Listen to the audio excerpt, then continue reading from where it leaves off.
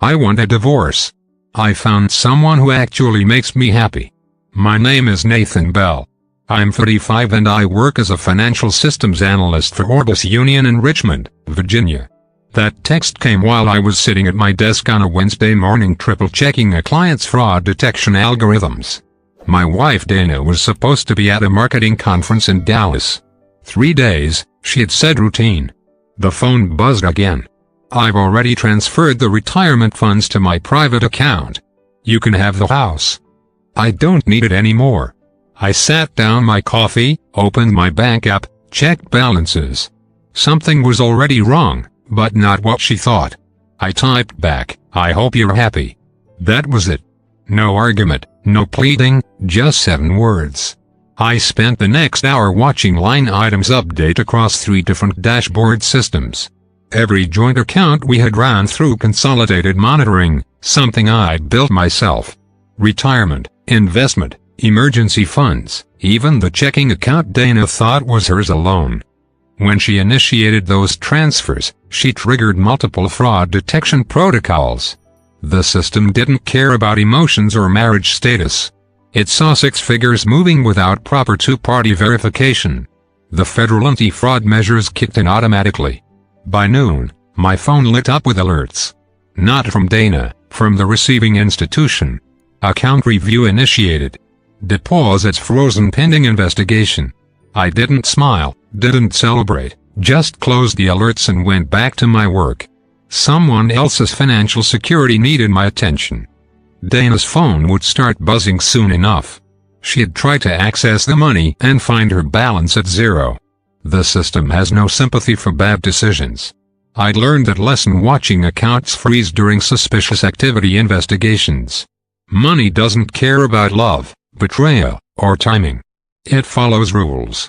And Dana had just broken everyone. We'd been married for 22 years.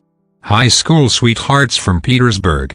I was the numbers guy even then, calculating strike rates for the baseball team, tracking our senior class fundraising penny by penny. Dana was the social butterfly. Everything a marketing professional should be. Charming, persuasive, always networking. You're too careful with money, she'd say after I'd triply check our tax returns. Someone has to be, I'd respond. It worked for years. I managed our finances while she built her career at Valerie Marketing Group.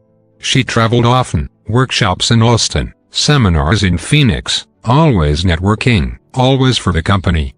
The warning signs came slowly, like mist settling over water. 6 months ago, she stopped asking about retirement projections. 3 months back, she opened a credit card without discussing it first. 2 weeks prior, she'd remarked our guest room was too cluttered. Who comes to visit anymore anyway? My sister had noticed it during Thanksgiving. She seems distant. Just work stress, I'd explained. But Dana wasn't stressed. She was planning. While I maintained our consolidated financial tracking system, something I'd built after a failed audit at a client company cost them millions. She'd been studying it, too. Learning blind spots. Except my system didn't have blind spots. Every account connected, every transfer monitored, not from distrust, from habit, from years of catching client fraud attempts and understanding how money moves when people don't want it traced. Tuesday night before she left for Dallas, she'd been unusually interested in our retirement balances. How much do we have total? She'd asked over dinner. About $800,000 between us, I'd said. Why? Just curious. Now, that curiosity made perfect sense. She'd been calculating her exit strategy. I thought about calling her mom, her best friend, Patricia, my own parents. But what would I say? Your daughter tried to steal our retirement and got caught by fraud detection. It sounded ridiculous. Soap opera material. Instead, I made myself dinner, watched the news, checked the alerts one more time. The transfers were still frozen. The fraud investigation would take 5 to 7 business days before releasing or returning the funds. Dana had gambled on speed, hoping to access everything before I noticed, before the system caught up. She'd forgotten that in our years together, I'd never once overlooked a financial detail. The call came Friday morning at 11:30. Nathan, My card's not working. Her voice carried that edge I recognized from conference calls when her presentations went wrong.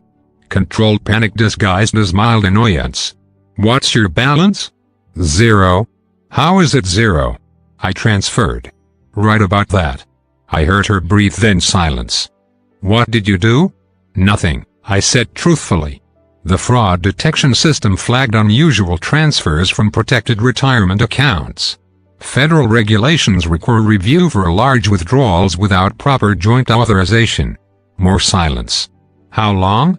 5 to 7 business days. Maybe longer if they find issues. She hung up. I sat in my home office looking at the fraud alerts. Sipped my coffee. Something fundamental had shifted in me.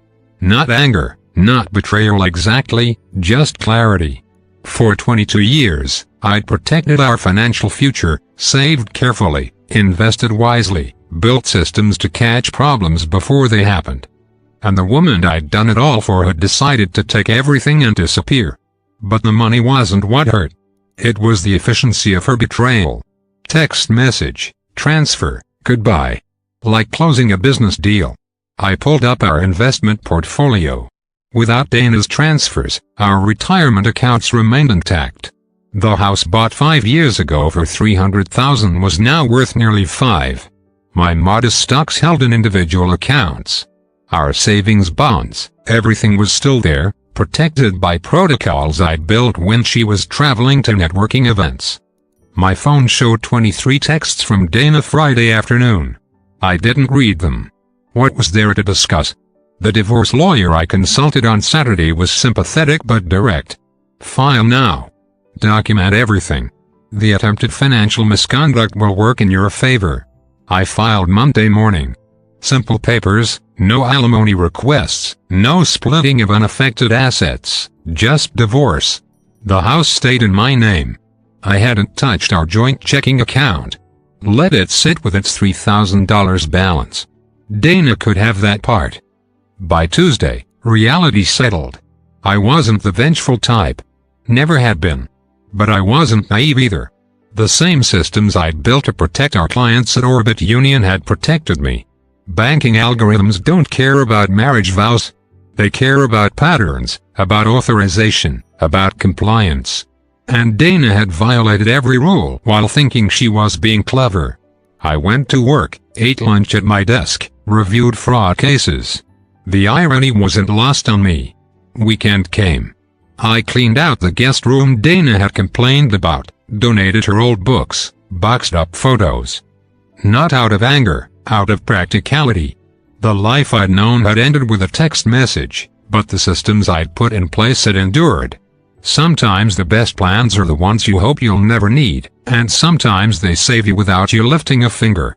Dana hired Patricia Martinez as her attorney. I knew Patricia from neighborhood barbecues, always the one talking about loopholes and legal workarounds. They filed a motion claiming I'd orchestrated the account freeze deliberately.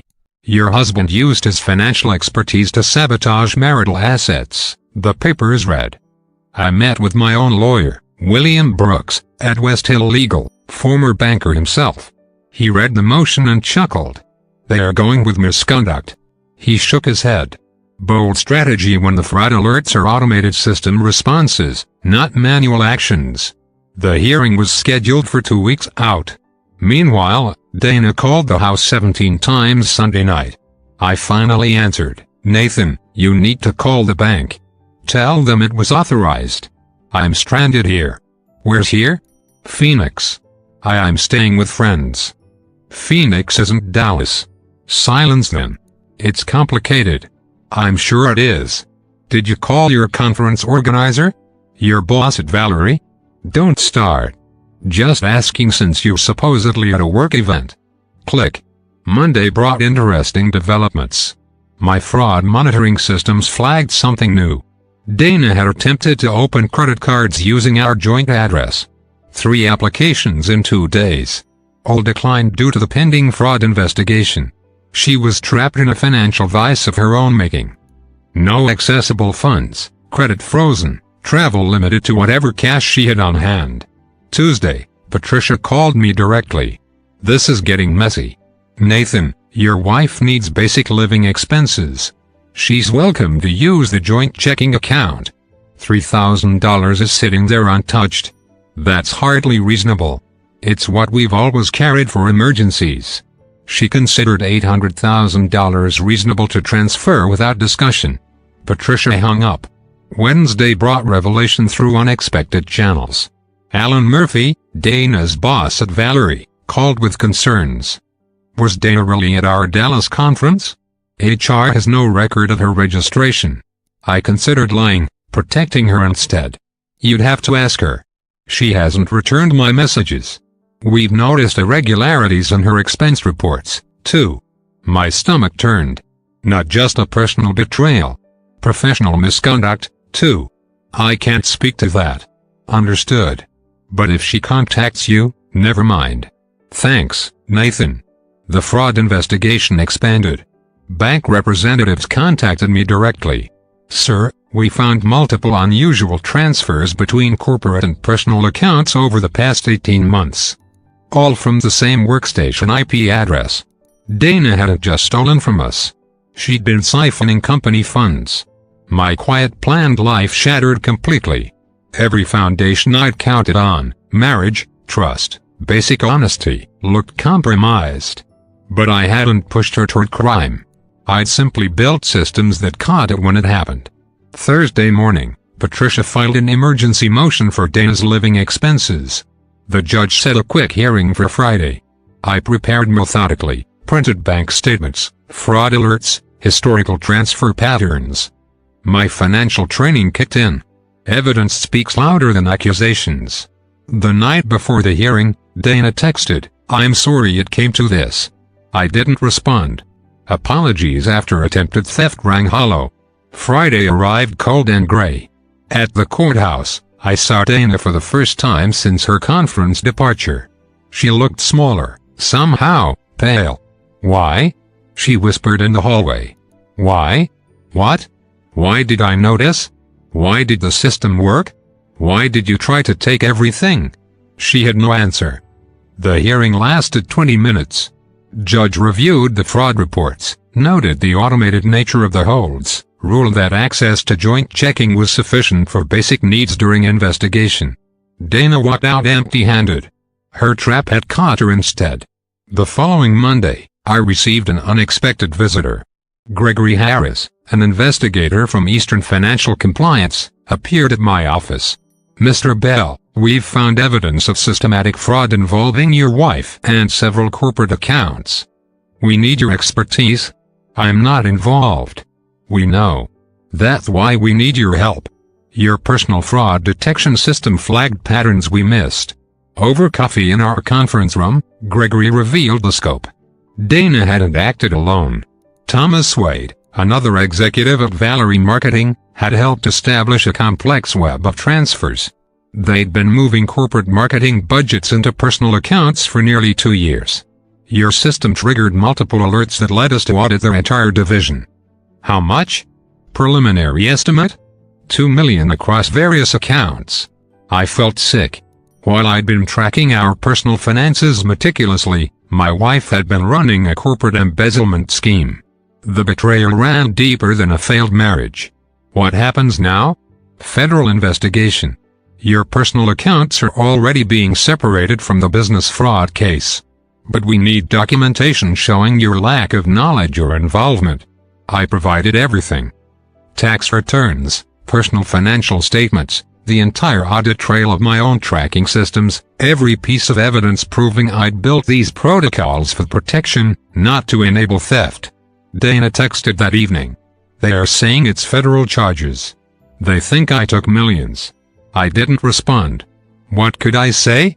Tuesday brought more revelations.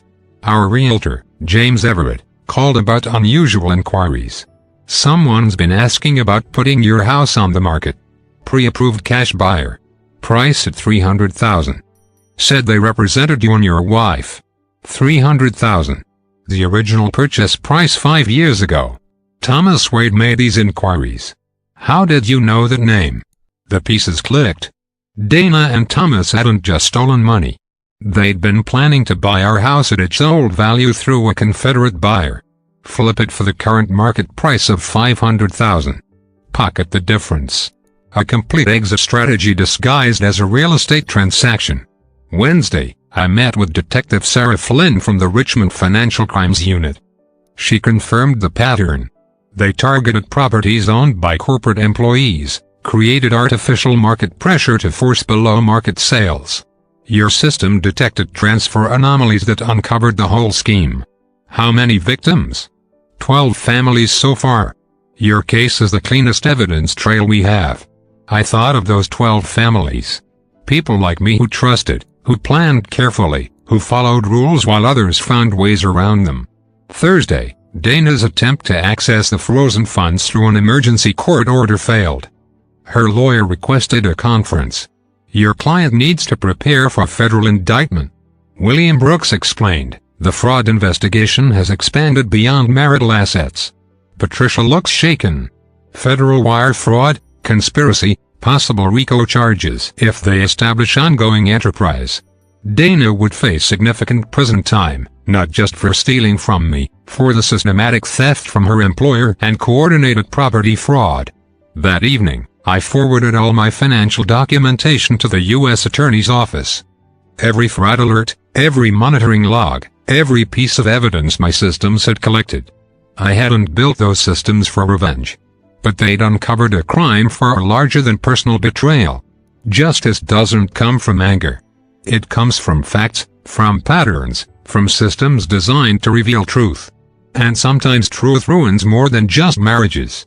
I testified before the grand jury Thursday morning.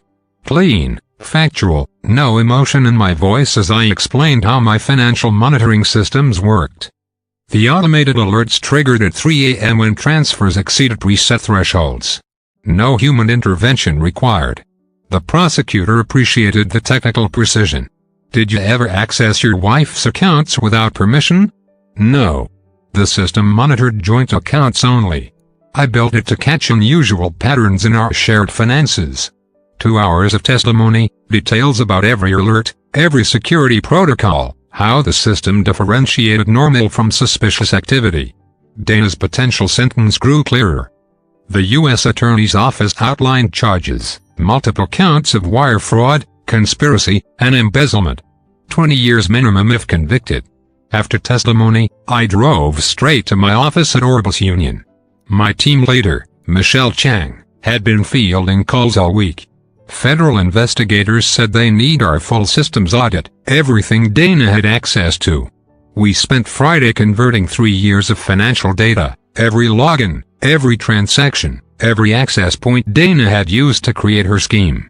None of us saw this coming, Michelle said quietly. Nobody did. That's why these systems exist. The weekend brought unexpected peace. Federal investigators seized Dana and Thomas' phones, laptops, external drives. The evidence mounted hourly. Sunday afternoon. Patricia called. Nathan. Dana wants to offer information about larger financial crimes. She's prepared to name names if charges are reduced. That's between her and the prosecutors. They might ask about marital reconciliation as character witness material. I thought carefully, tell them our marriage ended when she tried to steal our retirement. The rest is just numbers. Monday, I received formal notice. The investigation was complete regarding marital assets. All retirement funds would be returned to their original accounts. The joint checking account would be split equally, $3,000, half of what Dana thought she needed for basic expenses. Tuesday brought finality. Federal indictments issued. Dana, Thomas, and 5 other Valerie employees charged with running an organized financial fraud scheme across Virginia. The bail hearing revealed more. Under federal guidelines, flight risk meant no bond. Dana would remain incarcerated pending trial. Her text from jail Tuesday evening. I never meant for it to go this far. I finally responded. You never meant to get caught. Wednesday, the U.S. Attorney offered plea deals, reduced sentences for full cooperation. Dana's choice now. 20 years or testify against Thomas and his network. I cleaned out her office in our house that evening. Boxes of marketing materials, files, computer printouts. In the bottom drawer, I found a notebook with real estate prices, property assessments, a list of 12 addresses, targets, our house among them. She'd planned methodically, like I would have, but for theft instead of security. Thursday afternoon, the divorce proceedings resumed. Her incarceration complicated everything. Your wife is willing to concede all marital property, her new public defender explained. In exchange for your testimony about her character, I've already testified about what I know. The financial systems, the fraud alerts, she's asking for personal testimony about your marriage. I considered this 22 years, the person I thought I knew, the schemes I never suspected. I'll testify about what I observed, nothing more. William filed papers confirming the terms. House remained mine. Retirement accounts restored. Modest alimony rejected. Federal sentencing would make it irrelevant. Friday, I received a letter, handwritten, from jail. I got lost in the money. Started seeing how easy it was. Thomas said the systems could be worked around. I believed him over you. I'm sorry. I put the letter in my file cabinet. Evidence of admission, not forgiveness. The systems I'd built kept working. Automated, impartial, catching crimes while marriages crumbled. The federal trial lasted 17 days. I testified twice. First about the financial systems, second about my marriage. Did you ever suspect your wife's professional activities? No, I trusted her. When did the trust end? When my fraud detection system caught her attempting to transfer our retirement funds without authorization, the jury listened attentively.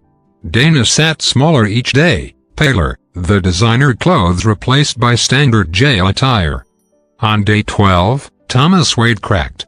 Plea deal accepted. Full cooperation in exchange for 7 years instead of 25. He detailed everything. Marketing, budget, embezzlement, property manipulation schemes, a network of executives across 3 states, Dana's role as coordinator. She ran the books, tracked everything, made sure nothing looked unusual on company statements. Ironic. She learned financial diligence from watching me, used it for criminal enterprise instead of protection. The prosecution played recorded calls.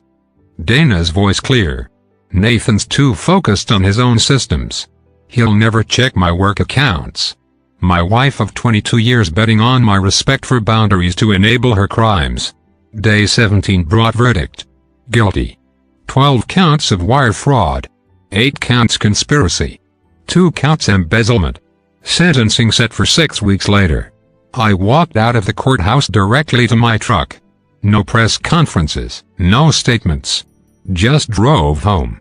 The financial system had done its job. Caught the fraud, provided evidence, enabled justice, not revenge, just consequences. 2 months after sentencing, Dana received 18 years, Thomas 9.